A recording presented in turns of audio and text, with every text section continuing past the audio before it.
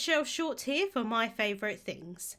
Today I have a circle card to share with you using the new Darling Dragons set. So let's get started. This is the adorable Yuzu Darling Dragons. I have stamped the dragon holding the flower as well as both of the clouds. I have stamped one of the clouds twice so that I've got 3 clouds in total. I have stamped them down onto some smooth white cardstock using black ink. And now I'm going to colour the images using Copic markers, but I do bring in some colour pencils as well. So I'm starting off with my base layer of the dragon's body using some purple shades.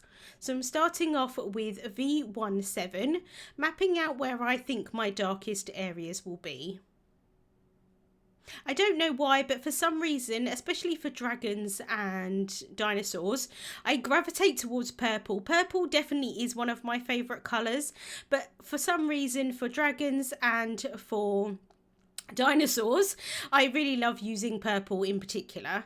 So I added that base layer of the V17 and now I'm going in with my darkest shade, which is V09. Usually when I do colouring with Copic markers, I go from darkest to lightest. That's just my preferred method. I feel that I get a smooth blend that way. But because the V09 is quite a lot darker than the V17, I do like to add in that base layer of the V17 first, add in the V09 on top, and now I'm going back in with the V17 again just to really blend that out. I did forget to colour in his wing there, so I did go back and do that afterwards.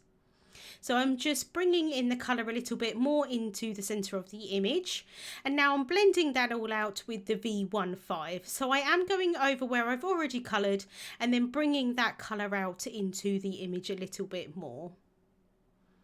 And they do blend really quite nicely, these colours together, but when I go in with the lighter shade, I will show you that sometimes I have to work a little bit harder at it. So I'm just going into all of these areas here, blending that out, and like I say, bringing that colour into the image a little bit more and just bringing it round onto the side of his face there. I can then go in with the V12, and although these colours, like I say, do blend really nicely together, sometimes it does take a little bit more work, especially with this lighter shade. And because I don't want to go over the area too much, I tend to kind of fill in some of the area and then go back again and add more layers on top. And that just helps to prevent any bleeding that might happen outside of the lines, just because I've got so many layers of that Copic marker. Again, I forgot his wing, so I'm just going to go back in with the V15 and then blend that out with the V12.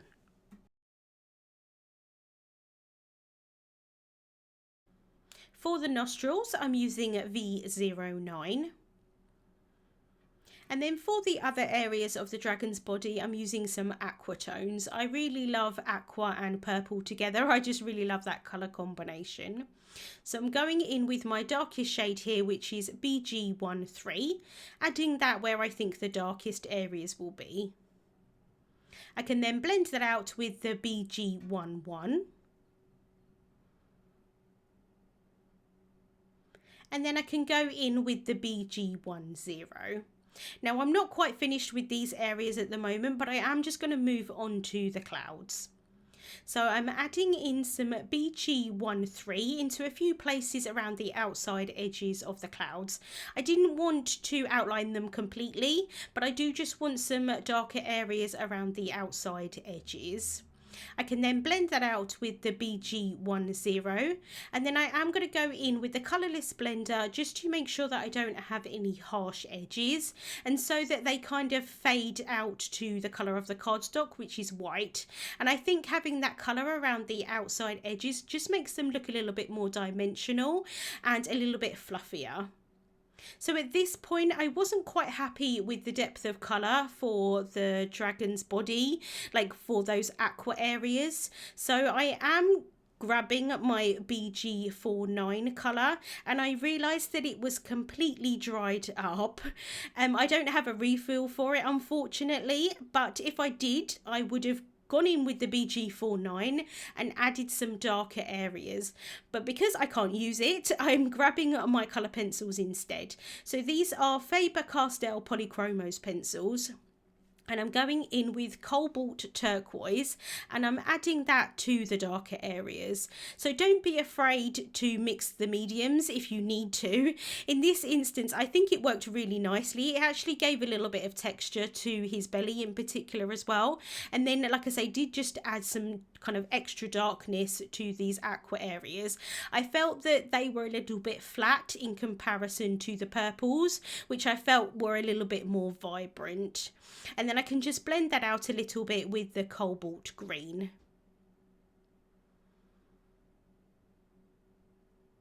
And then I do just go back in with that cobalt turquoise again, just to really darken up those areas. And you can see that it has made a really quite big difference. So I didn't go over the whole area with the colour pencils. I did kind of let them sort of fade into the Copic markers. For the flower centre, I used Y17 and Y13. For the petals, I'm using RV66, RV55 and RV52.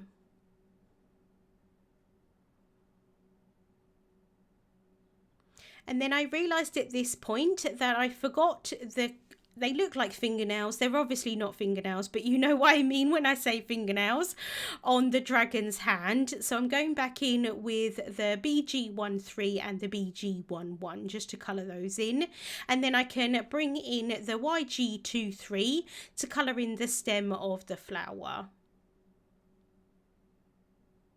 And then I did get a little bit of colour outside of the edges, so I'm using the Zero Colourless blender just to push that back in.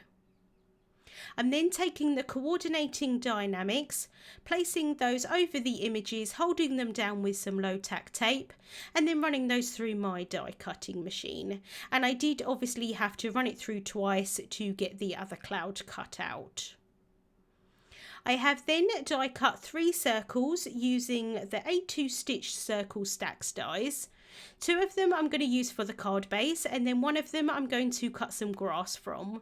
So this is the Tall Grass Dynamics, and I'm just bringing in the dragon here so that I can see sort of how tall I want this grass to be. Obviously it is very tall as it is, but I want to make sure that I've got enough of the base there for the dragon to be standing on. So once I'm happy, I can hold that down with some low tack tape and run that through my die cutting machine. I'm then placing that on a sticky mat to try and hold that in place while I do some ink blending on top. I'm just bringing in the kind of negative of this circle here so that I can place that over the top.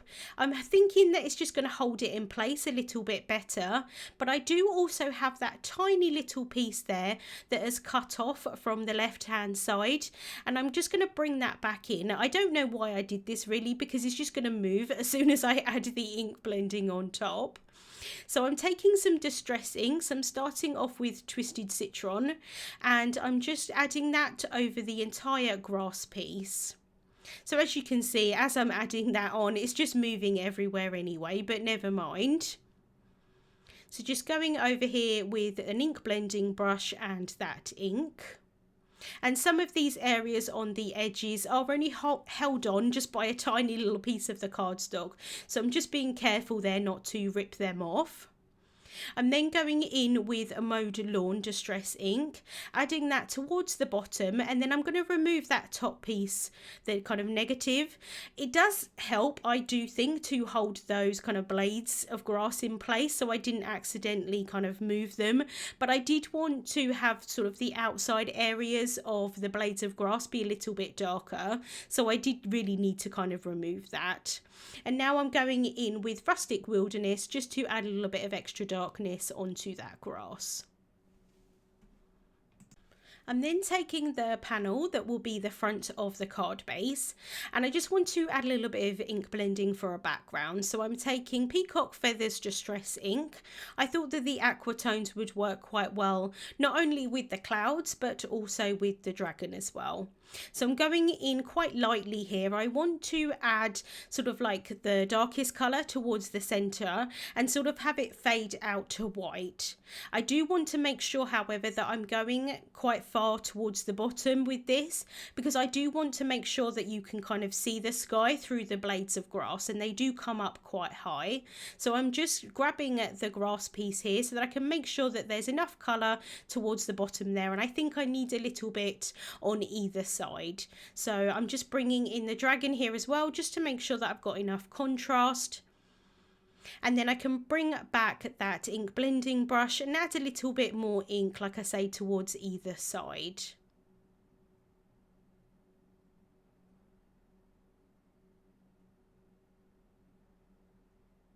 Now at this point, ordinarily I would make it into a card base, but because I know that I want to have the grass in a particular place on this panel, I am going to add it now, which does make it a little bit more complicated when I go to actually create the card base. So I've just added some liquid glue onto the back of this grass piece, and then I can pop that down.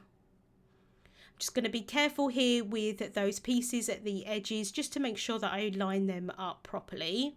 And then I didn't add glue all the way to the top of the grass blades. I thought it'd be quite nice not to have them stuck down completely, just to add a little bit of dimension onto the card. But I didn't want to add them on with foam tape. So I can just bring in that negative piece again, and I'm just using that to make sure, especially this piece here on the side, that that is in the right place. It wouldn't really matter, but I am just going to bring in that tiny little piece again that kind of came off that edge. So I'm just added some glue onto the back of that, and then I can pop that down. I'm then taking a tiny little piece off the bottom of the circle piece here, and then I can use that to kind of butt up against the side of my scoring board, and then I can score a line towards the top. And I'm going to use this as a hinge so that I can adhere this onto the back of the front piece, and that's going to create my card base. So just using a bone folder here just to make a scoring line, and then I can just bend that back and forth, make sure that that's going to fold really nicely, and then add some adhesive on the top of that. Now, because I want to make sure that I'm adding this on straight, because I've already added the grass onto it, I'm just holding it down with some post-it tape, and then I can bring in the front panel and I can adhere that down onto the back panel. So there is adhesive kind of showing at the top there. I'm just going to kind of make sure that the grass is kind of lined up how I want it to be, and then I can press that down. I can then remove that post-it tape, and then I'm just going to kind of reinforce the glue there at the back, just make sure that it's really well stuck down, and then I can kind of fold up that piece a little bit, make sure that it's going to open and close really nicely, and I am just going to stand it up just to make sure that that grass is straight. I'm then placing the card base back down onto my mat, holding it down with that post-it tape again, just so that it holds it in place while I add everything on top. I've added some thin foam tape onto the back of the dragon, and I've just placed him down but not pressed him down, so that I can add one of the clouds behind him, and then I'm also just going to bring in the other two clouds, make sure that the design is going to work before I stick anything down. So just pressing down the dragon, and then I can remove the backings off of the thin foam tape on the clouds, and then I can place those down as well. And again, I'm just adding everything really lightly to start with, just in case I need to move anything. It's a lot easier to pick things up if I haven't pressed them down properly. So just using some tweezers here just to help me out and placing those down. And then once I'm happy with the placement, I can press those down. I have then stamped and heat embossed a sentiment from the new Smooches set. I think these dragons work really well for love themed cards and Valentine's, but I also thought that they would work really nicely for a thank you card. And I thought this dragon in particular, kind of holding the flower, I thought would work nicely for a thank you card. So I've cut that down into a strip using the Itty Bitty Strips Dynamics, and just place that onto the card with some more thin foam tape. I'm adding some clear glaze pen onto the center of the flower, and I did also afterwards add it into his nostrils as well. And then I added some black glaze pen to his eyes, and then I'm just finishing off here with some white gel pen highlights using a 0.8 white jelly roll pen. And so that is the card finished for today. It does stand up really nicely because I did kind of take that notch off of the back panel. You don't necessarily have to do that, but it does just make it stand up quite nicely.